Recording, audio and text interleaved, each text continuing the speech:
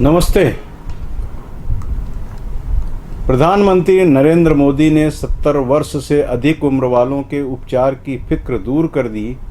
उन्होंने कहा है कि देश के लगभग 6 करोड़ बुजुर्गों को 5 लाख रुपए तक का इलाज मुफ्त में प्रदान किया जाएगा।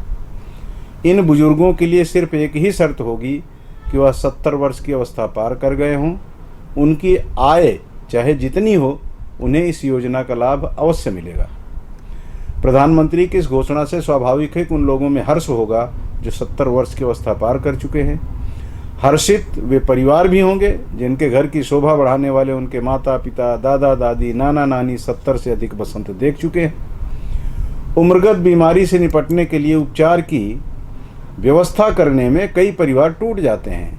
ऐसे परिवारों को प्रधानमंत्री की इस योजना का लाभ मिलेगा और कम से कम उन्हें आर्थिक समस्या का सामना तो नहीं ही करना पड़ेगा। बुजुर्ग और उनके परिवार निश्चित ही प्रधानमंत्री और उनके मंत्रिमंडलीय साथियों का हृदय तल से आभार व्यक्त कर रहे होंगे। साथ ही कामना भी कर रहे होंगे कि ऐसी योजना में पलीता लगाने वालों के विरुद्ध कार्रवाई करने के लिए दृढ़ संकल्पित भाव भी प्रदर्शित होना चाहिए। ऐसा इसलिए सोचने पर विवश होना पड़ रहा है क्योंकि आयुष्मान योजना की धज्जी उड़ते उड़ाते हम सब देख रहे हैं। इस योजना के दायरे में आने वाले मरीज और उनके परिजन को अस्पताल प्रबंधन कैसे चूसता है, मुझे लगता है कि यह बताने की ज़रूरत नहीं है। इससे हम सभी परिचित हैं। चाहे कोई स्वयं अस्पताल गया हो, उसके परिजन गए हों, पास पड़ोस का कोई गया हो, कोई रिश्तेदार हो, किसी न किसी के कारण हम तक सब तक यह जानकारी पहुंच गई है कि कोई भी अस्पताल आयुष्मान योजना में शामिल तो होना चाहता है, लेकिन इलाज योजना के दायरे में करने के पक्ष में नहीं रहता। तर्क दिया जाता है कि सरकार ने जिस भी रोग के इलाज के लिए जो राशि तय की है वह पर्याप्त नहीं है। इसके अलावा उनका भुगतान रोक दिया जाता है। काफ़ी बड़ी धनराशि बकाया होने के कारण उन्हें अस्पताल की व्यवस्था बनाए रखने में असुविधा होती है। इसलिए वह आयुष्मान योजना के तहत इलाज करना नहीं चाहता। मरीज के परिजन से इलाज का खर्च अधिक बताकर उतनी राशि तो कम से कम ले ही ली जाती है जिससे उनकी लागत निकल आए। यदि यह सही है तो फिर राज्य सरकारों और केंद्र सरकार को इस दिशा में ध्यान अवश्य देना चाहिए। और यदि सिर्फ पैसा कमाने की नीयत से अस्पताल प्रबंधन इस तरह की बहानेबाजी करता है तो फिर आयुष्मान योजना के तहत उसके यहाँ इलाज की सुविधा पर पाबंदी के साथ ही उसके विरुद्ध और भी विधि सम्मत कार्रवाई की जानी चाहिए। बड़ा अजीब लगता है ना। बाल्यकाल में हम लोगों के जहन में एक ही बात प्रविष्ट कराई गई थी कि चिकित्सक भगवान का रूप होता है। जब वह मरीज का हाथ पकड़ लेता है तो मान लिया जाता है कि जीवन के ऊपर मंडराने वाला खतरा समाप्त हो जाएगा। ऐसा दिखता भी था, ऐसा होता भी था, लेकिन यह विश्वास कालांतर में खंडित हुआ है। अधिकांश चिकित्सक अब वह चिकित्सक नहीं रहे जो मरीजों की तीमारदारी यानी सेवा के लिए श्वेत वस्त्र धारण कर अस्पताल पहुंचा करते थे। अब यहाँ भी व्यावसायिकता ने अपनी गहरी पैठ बना ली है।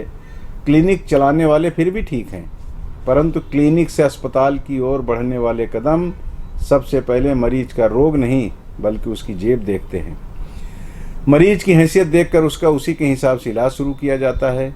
वैसे ही व्यवस्थाएं दी जाती हैं और फिर जब रोग उनके नियंत्रण से बाहर हो जाता है तो मरीज के परिजनों को सेकंड ओपिनियन यानी कहीं और दिखाने व परामर्श करने की सलाह देकर पल्ला झाड़ लिया जाता है। मरीज के परिजन भी हमेशा सत्य पथ पर नहीं होते। कई बार इस तरह का दृश्य भी आंखों के सामने आता है कि मरीज को लेकर जब परिजन चिकित्सालय पहुंचते हैं तो प्राण बचा लेने की फरियाद करते हैं। पैसे कम होने पर डॉक्टर साहब आप इलाज कीजिए, मैं पैसे की व्यवस्था कर रहा हूँ, यह आश्वासन देते हैं।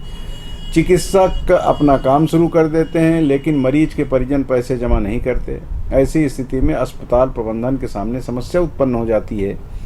कहा जाता है कि यदि मरीज से लागत मूल्य भी नहीं निकल पाएगा तो अस्पताल का खर्च कैसे वहन किया जाएगा, कैसे और आधुनिक सुविधाओं को प्रदान करने की ओर अस्पताल प्रबंधन बढ़ सकेगा।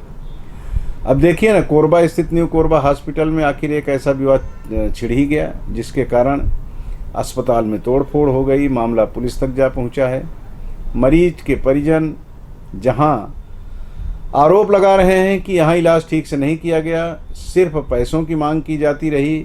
जब डिस्चार्ज कर किसी दूसरे सेंटर पर ले जाने की इच्छा व्यक्त की गई तो अस्पताल प्रबंधन ने पहले 2.5 लाख रुपए जमा करने को कहा। तोड़फोड़ करने वाले परिजनों ने बताया कि उन्हें मूर्ख बनाकर सिर्फ पैसे वसूल लिए गए। मरीज को यहाँ कोई लाभ नहीं मिला। वहीं अस्पताल प्रबंधन का कथन है कि मरीज को जिस हालत में अस्पताल लाया गया था उससे वह काफ़ी बेहतर है। इनके ऊपर जो राशि खर्च की गई उसे जमा करने को कहा गया तो बहानेबाजी कर अस्पताल में तोड़फोड़ करते हुए स्टाफ के साथ बदतमीजी की गई। कारण चाहे जो भी हो, लेकिन यह तो सच है कि मरीज और चिकित्सक के बीच का रिश्ता अब भावनात्मक कम व्यावसायिक अधिक हो गया है। ऐसी हालत में मेरी तो चिकित्सा जगत से जुड़े हुए उन लोगों से जो आज भी सिर्फ और सिर्फ सेवा को समर्पित हैं, प्रार्थना है कि आप सब ऐसा वातावरण बनाएं जिससे एक बार फिर मरीज और चिकित्सक के बीच का भावनात्मक रिश्ता कायम हो। आज भी एक शेर सुना दूं तो लीजिए। ऐसे माहौल में दवा क्या है दुआ क्या है, ऐसे माहौल में दवा क्या है दुआ क्या है, जहां कातिल ही खुद पूछे कि हुआ क्या है। दीपावली की हार्दिक शुभकामनाएं इस विनती के साथ कि जलाओ दिए पर रहे ध्यान इतना, अंधेरा धरा पर कहीं रह न जाए। नमस्कार।